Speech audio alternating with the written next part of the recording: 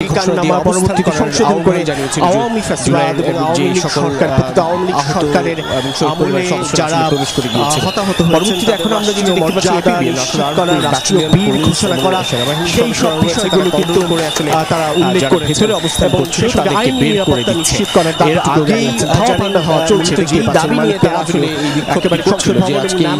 আসসালামু আলাইকুম। দেশ এবং দেশের বাহির থেকে আমার এই ভিডিওটা যারা দেখছেন আপনাদেরকে আন্তরিক শুভেচ্ছা এবং অভিনন্দন। আপনাদের সাথে আছি আমি জসিম। সেই জুলাই সনদ, যে জুলাই সনদকে নিয়ে অনেক তর্ক বিতর্ক, আজকে সেই জুলাই সনদ স্বাক্ষরিত হতে যাচ্ছে। অন্তর্বর্তীকালের প্রধান উপদেষ্টা ডক্টর মোহাম্মদ ইউনূস আজকে ঘোষণা দিয়েছেন আজকে জুলাই সনদ স্বাক্ষর হবে এবং সকল দলের নেতাকর্মীরা এই জুলাই সনদে স্বাক্ষর করবে। আপনারা স্ক্রিনে দেখতে পাচ্ছেন পুলিশ এবং জুলাই যোদ্ধারা কিভাবে একের পর এক দাওয়া পাল্টা দেওয়া হচ্ছে। পুলিশ তাদের উপরে লাঠি চার্জ করতেছে এবং তাদেরকে লাঠি দিচ্ছে এবং তাদেরকে কিল ঘুষিও দিচ্ছে দেখা যাচ্ছে, আপনারা দেখতে পাচ্ছেন স্ক্রিনে। এবং তাদেরকে এখান থেকে বিরত করার জন্য বা এখান থেকে তাদেরকে সরানোর জন্য পুলিশে যা লাগে এরকমই তাদের চেষ্টা চালিয়ে যাচ্ছে। কিসের জন্য?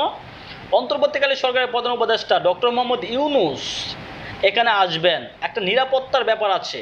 কিন্তু জুলাই যোদ্ধারা একত্রিত হয়ে পুলিশের সামনে পতাকা হাতে নিয়ে এবং অনেকে আমরা দেখতেছি অসুস্থ হয়ে পড়েছেন এবং এই দাওয়া পাল্টা দাওয়ায় হয়তোবা অনেক বেশি আহত হয়ে পড়েছেন এবং এখানে কোনো রিস্কা নাই, কোনো কিছু নাই যে তাদেরকে হসপিটালে নিয়ে যাওয়া হবে। কিন্তু তাদেরকে জুলাই যোদ্ধারাই যারা আছে তারাই দৌড়ে রাস্তায় বা হসপিটালে নেওয়ার জন্য চেষ্টা করতেছে।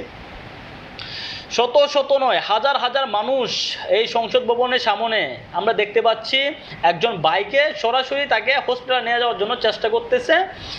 এই যে একটা অবস্থা বিরাজমান করতেছে, এতে কি জুলাই সনদ আদৌ স্বীকৃতি পাবে বাংলাদেশের জনগণের কাছে?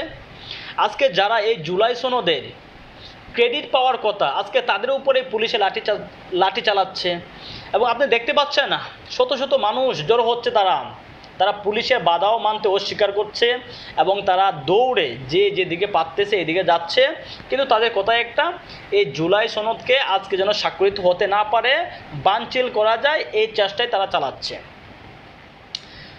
পুলিশ শত চেষ্টা করার পরেও তারা কিন্তু আসলে এই যে এরকম একটা সিচুয়েশান এটা কিন্তু কন্ট্রোলে আনতে পারতেছে না।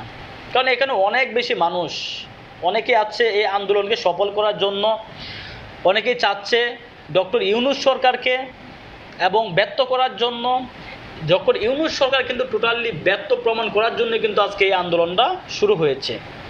কারণ যারা আমরা জানি এনসিবির নেতৃবৃন্দ আছে তারাও কিন্তু এই জুলাই সনদের পক্ষে না, তারা আগে বলে দিয়েছে যে আমরা জুলাই সনদের পক্ষে না, আমরা এই জুলাই সনদে আমরা স্বাক্ষর করব না। তারা কিন্তু আগে স্পষ্ট বলে দিয়েছে। কারণ এই জুলাই সনদে যারা জুলাই আন্দোলনে জীবন দিয়েছে এবং যারা আহত হয়েছে, যারা পঙ্গু হয়েছে এবং জুলাই সনদে এইরকম যারা এই ক্রেডিটটা পাওয়ার কথা, তাদের যে মতামত আছে, তাদের যে দাবিগুলো আছে, এইগুলোকে কিন্তু প্রাধান্য দেওয়া হয় নাই। আমরা দেখতে পাচ্ছি সরাসরি সংসদ ভবনে কেউ হাতে লাঠি নিয়ে দৌড়াদৌড়ি করতেছে এবং তাদের টি শার্টে লেখা জুলাই যোদ্ধা এবং তারা আন্দোলন যেভাবে পারতেছে এইভাবে আন্দোলন অনেক ভয়ঙ্কর রূপ নিচ্ছে।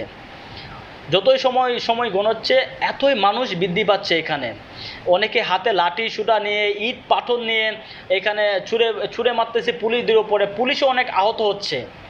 এবং এই যে একটা পরিস্থিতি, এই পরিস্থিতি কোথায় গিয়ে দাঁড়াবে? এখানে পুলিশের যে ব্যারিকেড আছে এই ব্যারিকেডগুলো ভেঙে তারা আগুন ধরিয়ে দিচ্ছে এবং পুরা রাস্তাকে তারা অচল করে দিয়েছে। সংসদ ভবনের সামনে যে রাস্তা এগুলোকে অচল করে দিয়েছে এবং একটা সেই 5ই আগস্ট বা জুলাই মাসে যে শেখ হাসিনা সরকারের বিরুদ্ধে যে আন্দোলন হয়েছিল ঠিক আজকে একই আন্দোলন হচ্ছে সংসদ ভবনের সামনে। ওইটা ছিল শেখ হাসিনা সরকারকে গদি থেকে নামানোর জন্য বা শেখ হাসিনা সরকারকে ক্ষমতা থেকে সরিয়ে নেওয়ার জন্য। আজকে তো হচ্ছে জুলাই সনদকে কিভাবে বয়কট করা যায় বা বানচিল করা যায় এই জন্য। পুলিশও রাস্তার মাঝে সারি অবস্থায় দাঁড়িয়ে আছে, পুলিশও তাদের উপরে পুলিশ তাদের উপরে ইট মারতেছে এবং তাদেরকেও সরানোর চেষ্টা করতেছে। দেখুন ভাই, পুলিশেও কিন্তু আহত হচ্ছে, পুলিশেরও অনেক বেশি কষ্ট হচ্ছে, অনেক সাংবাদিক ভাইরাও ওইখানে আহত হচ্ছে। এই যে একটা অবস্থা দাঁড়িয়েছে, এর ভিতরে কি আদৌ জুলাই সনদকে আদৌ স্বাক্ষরিত করতে পারবেন? এরকম একটা উত্তাল পরিস্থিতির ভিতরে ডক্টর মোহাম্মদ ইউনূস উনি কি আসতে পারবেন? এখানে এসে সকল দলের নেতাকর্মীরা এখানে আসতে পারবেন? আসার পরে স্বাক্ষর দিতে পারবেন? পুলিশের গাড়ি মাঝ রাস্তায় দাঁড় করিয়ে রেখেছে এবং তাদেরকে কিভাবে কন্ট্রোলে রাখা যায় এই চেষ্টাই পুলিশে করতেছে। আমরা দেখতে পাচ্ছি পুলিশের অতিরিক্ত সদস্যরাও এসে পড়েছে। অনেকে পুলিশের সাথে গলা মিলাচ্ছে এবং বলতেছে আমাদেরকে ধরে নিয়ে যাও, কিন্তু পুলিশ তাদের সাথে আন্তরিকতা দেখাচ্ছে। এবং অনেকে রাস্তায় পড়ে আছে এবং সে আহত হয়েছে, হয়তোবা বাড়ি খেয়েছে, হয়তোবা সে আহত হয়েছে, তাকে হসপিটালে নেওয়ার জন্য প্রিপারেশন চলতেছে। এবং পুলিশ আবারও দাওয়া করতেছে, দাওয়া পাল্টা দেওয়া হচ্ছে।